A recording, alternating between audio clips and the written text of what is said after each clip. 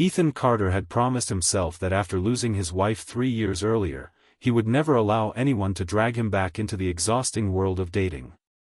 Every ounce of his energy belonged to his 7-year-old daughter, Lily, whose laughter had become the only thing that kept their little home warm after tragedy had stolen so much from them. Between school lunches, bedtime stories, soccer practice, and his demanding position as senior project manager at one of the city's largest architectural firms, Ethan barely had time to breathe, let alone think about romance. His co-workers often joked that he was married to his work, while his closest friend at the office, Emma Brooks, insisted that he deserved another chance at happiness. Emma had watched Ethan quietly sacrifice his own dreams for Lily's future, and she admired him for it, but she also hated seeing the loneliness hiding behind his polite smile. Week after week she hinted that her younger sister, Sophie, was kind, funny, intelligent, and wonderful with children. Ethan always laughed the idea away, convinced that blind dates only ended in awkward conversations and disappointed expectations. Eventually Emma wore him down with relentless optimism, promising there was absolutely no pressure and that Sophie already knew about his daughter and respected everything he had been through. After several days of persistent persuasion, and after Lily herself innocently asked why every other dad at school seemed to have someone to laugh with except him, Ethan reluctantly agreed. "One dinner," he told Emma. "That's all. If it's awkward, you owe me coffee for a month." Emma smiled triumphantly and booked a reservation at an elegant downtown restaurant for Friday evening, convinced that this would be the beginning of a new chapter in Ethan's life. Ethan didn't share her confidence.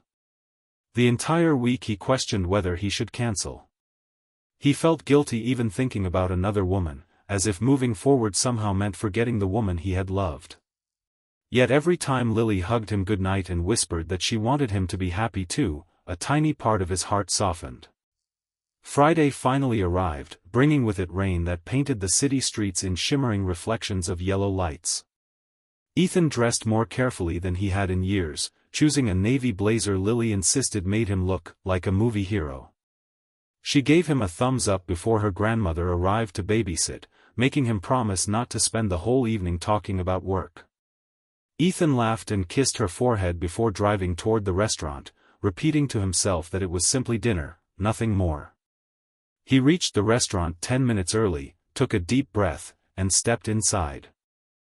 The soft piano music and warm candlelight created an atmosphere that immediately made him feel underdressed despite his careful preparation. A hostess greeted him warmly and led him toward the reserved table near the large windows overlooking the rain-soaked streets. As Ethan approached, he noticed that someone was already seated there. His heart skipped a beat, but not because he recognized Sophie's face. The woman sitting at the table wasn't Sophie at all. It was Victoria Sinclair, his company's powerful CEO. Calm, elegant, and intimidating, Victoria looked up from her glass of sparkling water with the same composed expression she wore in every board meeting. For several long seconds neither of them spoke. Ethan wondered if he had walked to the wrong table. Victoria's eyes widened ever so slightly, revealing genuine surprise beneath her professional composure. "Ethan?" she asked quietly. "What are you doing here?"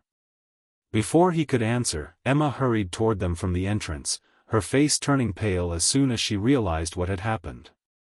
"Oh no," she muttered under her breath. This isn't supposed to happen." Ethan looked from Emma to Victoria, completely confused. Emma swallowed nervously before explaining that she had reserved the table for Ethan and Sophie, but Sophie had called only minutes earlier to say she couldn't make it because of an unexpected emergency. Not wanting Ethan to be stood up, Emma had begged her older sister Victoria to sit with him until she arrived, never mentioning Ethan's name because she wanted to avoid making the situation awkward. What Emma hadn't realized was that Victoria's last-minute business meeting at the same restaurant had been cancelled, leaving her free just long enough to unknowingly become the accidental replacement.